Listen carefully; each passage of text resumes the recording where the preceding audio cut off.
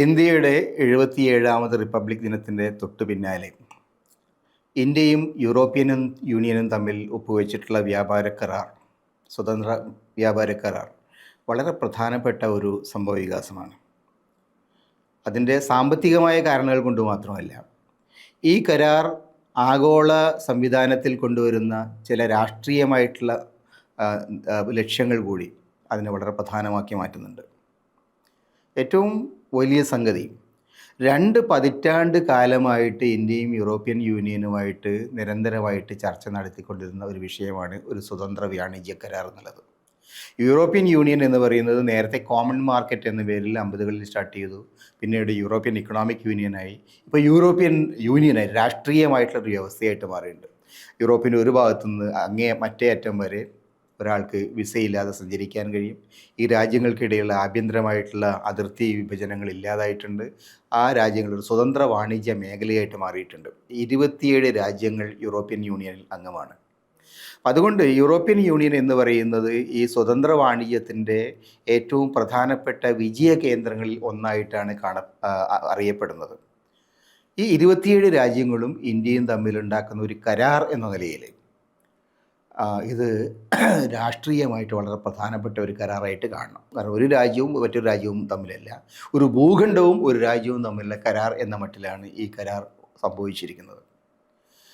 മാത്രമല്ല, ലോകത്തുള്ള ആഗോള സാമ്പത്തിക വികസനത്തിൻ്റെ ഗ്ലോബൽ DGPയുടെ 21% ഈ 2 രാജ്യങ്ങളിലാണ് ഉൽപ്പാദിപ്പിക്കപ്പെടുന്നത്.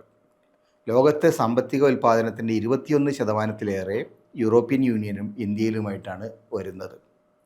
ആഗോള വാണിജ്യത്തിൻ്റെ ഒരു വളരെ പ്രധാനപ്പെട്ട മേഖലയായിട്ട് ഈ 2 രാജ്യങ്ങളും മാറുന്നു എന്നുള്ളതാണ് ഈ കരാർ വരുന്നതോടുകൂടി സംഭവിക്കുന്നത്.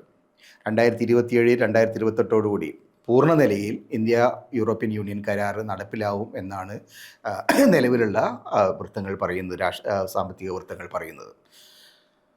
അത് രാഷ്ട്രീയമായിട്ടുണ്ടാക്കുന്നതിന് ആഘാതത്തെക്കുറിച്ച് നമ്മൾ സംസാരിക്കുന്നതിന് മുമ്പ് ഇതിൻ്റെ സാമ്പത്തിക വശം എന്ന് പറയുന്നത് പ്രധാനപ്പെട്ട എല്ലാ വികസന മേഖലയും, എയ്റോസ്പേസിൻ്റെ ആയാലും ഇലക്ട്രോണിക്സിൻ്റെ ആയാലും പുതിയ വികസന മേഖലകളായാലും ശരി, മറ്റ് ഉൽപ്പാദന ഉപഭോഗ വസ്തുക്കളായാലും ശരി, ഇതിൻ്റെ എല്ലാം ടാരിഫ്, അതായത് ചുങ്കം, ഇന്ത്യയിലേക്ക് വരുന്ന വിപണി വസ്തുക്കളുടെ ചുങ്കം ഇന്ത്യയിൽ നിന്ന് യൂറോപ്യൻ യൂണിയനിലേക്ക് പോകുന്ന സംഗതികളുടെ ഉൽപ്പന്നങ്ങളുടെയും സേവനങ്ങളുടെയും ചുങ്കം അവരും വെട്ടിക്കുറയ്ക്കുന്നു എന്നുള്ളതാണ്. ഇന്നിപ്പോൾ കഴിഞ്ഞ കുറച്ച് കാലങ്ങളായി ലോകത്ത് ചുങ്കം ഉയർത്തുക, ഒരു ചുങ്കത്തിൻ്റെ വാണിജ്യ യുദ്ധം വന്നുകൊണ്ടിരിക്കുന്ന സമയമാണ്.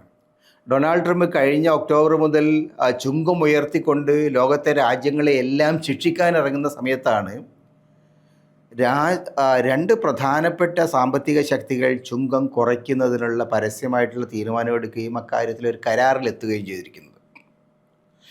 ഇപ്പോഴുള്ള കാൽക്കുലേഷൻസ് പ്രകാരം, കീൽ ഇൻസ്റ്റിറ്റ്യൂട്ട് അടക്കമുള്ള യൂറോപ്പിലെ പ്രധാനപ്പെട്ട ഇൻസ്റ്റിറ്റ്യൂട്ടാണ് കീൽ ഇൻസ്റ്റിറ്റ്യൂട്ടിൻ്റെ കണക്കുകൾ പ്രകാരം യൂറോപ്യൻ യൂണിയനിൽ നിന്ന് ഇന്ത്യയിലേക്ക് വരുന്ന ചരക്കുകളിൽ ഏതാണ്ട് 96%-ൻ്റെയും ചുങ്കം ഏതാണ്ട് പൂർണ്ണമായിട്ടും ഇല്ലായ്മ ചെയ്യുകയോ അല്ല സബ്സ്റ്റാൻഷ്യലായിട്ട് താഴ്ത്തുകയോ ചെയ്യാൻ ഇന്ത്യ തയ്യാറാവും എന്നാണ് നമുക്ക് മനസ്സിലാവുന്നത്.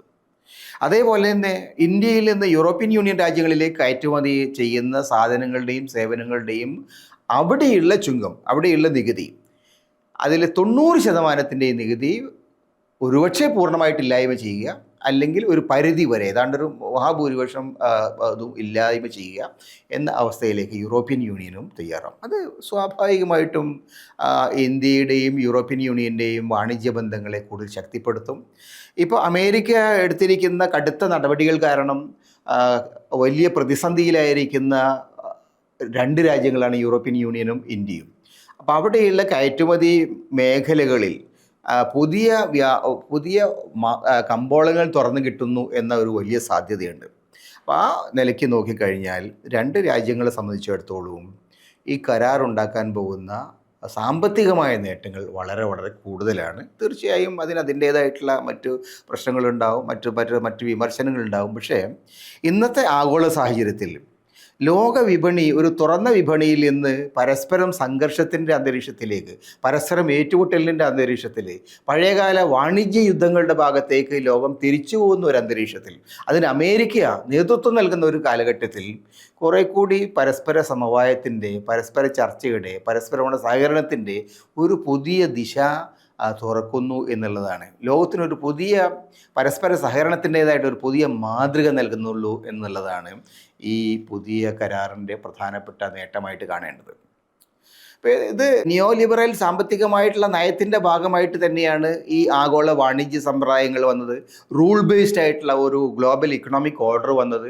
അതിൻ്റെ ഭാഗമായിട്ടാണ് നേരത്തെ ഗാട്ട് കരാർ ഉണ്ടായത്. അതിനുശേഷം വേൾഡ് ട്രേഡ് ഓർഗനൈസേഷൻ WTO വന്നതും ഇതിൻ്റെയൊക്കെ ഭാഗമായിട്ടാണ്. അപ്പോൾ ഈ വേൾഡ് ട്രേഡ് ഓർഗനൈസേഷനൊക്കെ വന്നപ്പോഴും ആഗോള വിപണിയിൽ വലിയ മത്സരം വന്നപ്പോൾ പല രാജ്യങ്ങളിലെയും സാധാരണക്കാരായ ഉൽപ്പാദകർക്ക് പ്രശ്നമുണ്ടായിട്ടുണ്ട്. പല ആളുകളിലെയും വ്യവസായ വാണിജ്യ പ്രവർത്തനങ്ങൾ നഷ്ടപ്പെട്ടു പോയിട്ടുണ്ട്. ആഭ്യന്തര വിപണിയിൽ തകർച്ചയുണ്ടായിട്ടുണ്ട്. പക്ഷേ സാമ്പത്തികമായിട്ട് മൊത്തത്തിൽ നോക്കിക്കഴിഞ്ഞാൽ ഈ ആഗോള വിപണിയുടെ സ്വാധീനം രാജ്യങ്ങളുടെ സമ്പത്ത് വർദ്ധിപ്പിക്കാൻ സഹായിച്ചിട്ടുണ്ട്. അതിനെ തകർക്കുന്ന തരത്തിലുള്ള ഒരു പുതിയ ഒരു യുദ്ധമാണ്, വാണിജ്യ യുദ്ധമാണ് അമേരിക്ക കഴിഞ്ഞ ഒരു വർഷക്കാലമായിട്ട് നടപ്പിലാക്കുന്നത്. അതിൻ്റെ ഏറ്റവും വലിയ ദുരന്തം അനുഭവിക്കുന്ന രാജ്യങ്ങളിൽപ്പെട്ടതാണ് ഇന്ത്യ അടക്കമുള്ള രാജ്യങ്ങൾ. ഇന്ത്യയുടെ മേൽ ഇന്നും അവർ ചുമത്തിയിരിക്കുന്ന 50% നികുതി എന്ന് പറയുന്നത്, ചുങ്കം എന്ന് പറയുന്നത് ഇന്ത്യയുടെ കയറ്റുമതി രംഗത്തെ വലിയ തോതിൽ ബാധിച്ചിട്ടുണ്ട്. ഇന്ത്യ മാത്രമല്ല, മറ്റു പല രാജ്യങ്ങളെ സംബന്ധിച്ചിടത്തോളം ഇത് ഒരു വലിയ പ്രതിസന്ധിയായിട്ട് മാറിയിട്ടുണ്ട്. അവരുടെ ആഭ്യന്തര ഉൽപ്പാദനത്തെ, ആഭ്യന്തര സാമ്പത്തിക പ്രവർത്തനങ്ങളെ അത് വലിയ തോതിൽ ബാധിച്ചിട്ടുണ്ട്. അങ്ങനെ പ്രതിസന്ധിയിൽ നിൽക്കുന്ന ഒരു ആഗോള വ്യവസ്ഥയിൽ ഒരു പുതിയ പുതിയ തരത്തിലൊരു മുന്നേറ്റത്തിൻ്റെ സാധ്യതകൾ തുറക്കുന്നു എന്നുള്ളതാണ് ഏറ്റവും പ്രധാനപ്പെട്ട കാര്യം. അതുകൊണ്ടാണ് ഈ കരാർ അമേരിക്കൻ പ്രസിഡന്റ് ഡൊണാൾഡ് ട്രംപിൻ്റെ മുഖത്തുള്ള ഒരു ഒന്നാന്തരം അടിയാണ് എന്ന് പലരും വിലയിരുത്തുന്നത്. വൈറ്റ് ഹൗസിൽ വരുന്ന മറ്റ് രാജ്യങ്ങളുടെ പ്രധാനപ്പെട്ട നേതാക്കളെ, അത് ഉക്രൈനിയൻ പ്രസിഡന്റ് സെലൻസ്കി ആയാലും ശരി, south African president Cyril Ramaphosa ആയാലും ശരി, മറ്റു പല പ്രധാന നേതാക്കളായാലും ശരി, അവരെയെല്ലാം പരസ്യമായിട്ട് ടെലിവിഷന് മുമ്പിൽ അപമാനിക്കുന്ന ഒരു അന്തരീക്ഷമാണ് നമ്മൾ കാണുന്നത്. തൻ്റെ ശക്തി ഉപയോഗിച്ചുകൊണ്ട്, തൻ്റെ സാമ്പത്തിക ശേഷി ഉപയോഗിച്ചുകൊണ്ട്, തൻ്റെ സൈനിക ശേഷി ഉപയോഗിച്ചുകൊണ്ട് മറ്റു രാജ്യങ്ങളെ കീഴടക്കും എന്ന ഈ ട്രംപിൻ്റെ ഹുങ്കിനുള്ള ഒരു മറുപടി കൂടിയാണ് ഇപ്പം നടക്കുന്ന സംഭവവികാസങ്ങൾ എന്നാണ് നമ്മൾ മനസ്സിലാക്കേണ്ടത്. ഇതിൻ്റെ ഭാഗമായിട്ട് കാണേണ്ട മറ്റൊരു കാര്യമാണ് കഴിഞ്ഞ ദിവസം ബ്രിട്ടൻ്റെ പ്രധാനമന്ത്രി ചൈനയിലേക്ക് നടത്തിയിരിക്കുന്ന യാത്ര.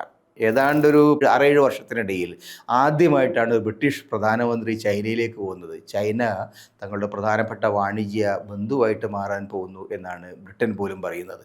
അതായത് അമേരിക്കയുടെ ഏറ്റവും വലിയ സഖ്യകക്ഷികളായിരുന്ന യൂറോപ്യൻ യൂണിയൻ, അതേപോലെ തന്നെ UK, കാനഡ, ഓസ്ട്രേലിയ തുടങ്ങിയ രാജ്യങ്ങൾ പോലും മറ്റ് മേഖലകളിലേക്ക്, ഏഷ്യൻ ആഫ്രിക്കൻ രാജ്യങ്ങളിലേക്ക് തങ്ങളുടെ ശ്രദ്ധ തിരിക്കുന്നു എന്നുള്ളത് മാറി വരുന്ന ഒരു ആഗോള വ്യവസ്ഥയുടെ ലക്ഷണമാണ്.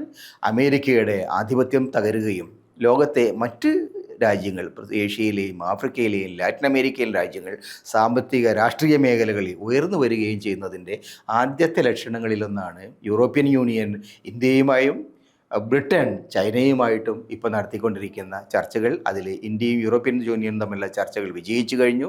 ഒരുപക്ഷെ അധികം വൈകാതെ ചൈനയും മറ്റു രാജ്യങ്ങളും തമ്മിലുള്ള ബന്ധങ്ങളും കൂടുതൽ ശക്തിപ്പെടും എന്നാണ് നമ്മൾ മനസ്സിലാക്കേണ്ടത്.